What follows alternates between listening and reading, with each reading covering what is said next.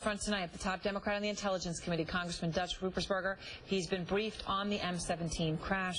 Good to have you with us, Congressman. Good to be here, Erin. You just heard that top Ukrainian official talking to our Kyungla in Kiev, saying a Russian officer personally pushed the button to launch that missile deliberately.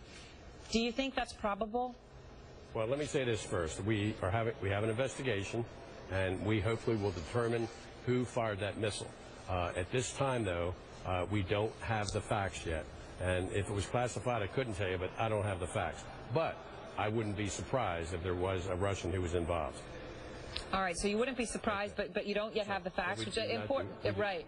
And important to know that it's not just that it's classified, that they honestly just don't know at this point, that you're saying that. At this point, we know what's out there. When you have an investigation, the whole purpose is to get the facts, and then you come to your conclusions. And at this point, we have some information, but we're trying to verify it. That's why we're investigating. All right. Now, people like Senator Schumer have said President Vladimir Putin has blood on his hands. Those were the words of Senator Schumer.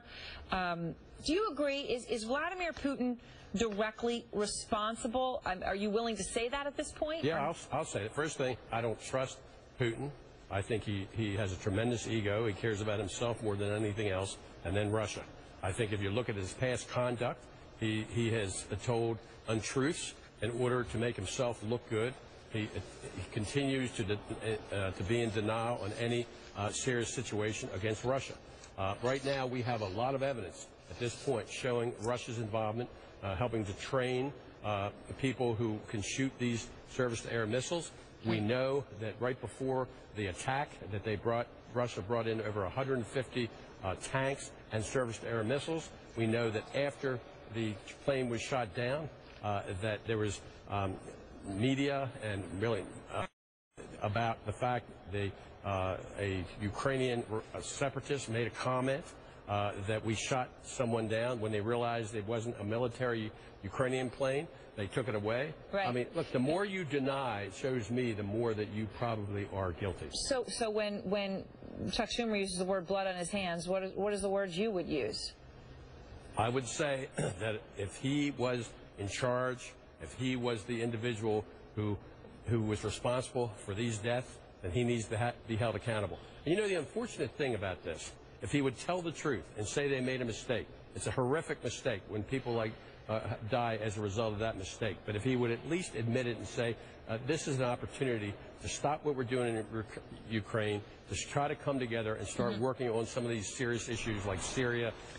And I think there's an opportunity, but he's not doing that. He's in total denial, and I do not trust him at this point at all. So if it is proven that the Russian military was involved, and you then feel comfortable saying Vladimir Putin directly, what should the United States do about it? I mean, this is a tough situation. There are sanctions already on the table. They could get much tougher, no question about that. But there are already a lot of sanctions on the table, and the United States is certainly not going to go to war over this. So what's left? Well, first thing, I didn't say that Putin was directly responsible. In my opinion, I think he is. Now, what happened right before this attack is that we came out with strong sanctions, and that was good because Russia is being hurt by these sanctions.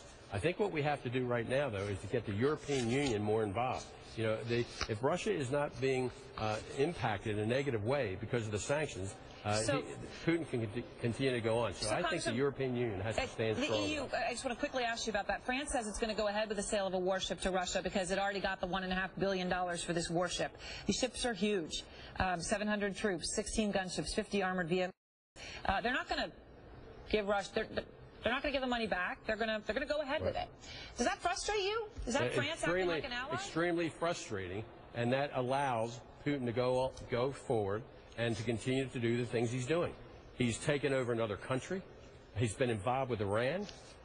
He is not a good person, and yet we have the ability, if we come together as a team, if we come together, the European Union and the United States and other countries, to punish Russia, it will be a deterrent so he would not continue to do the things he's doing now. All right. Thank you very much, Congressman. Appreciate your time as always, sir.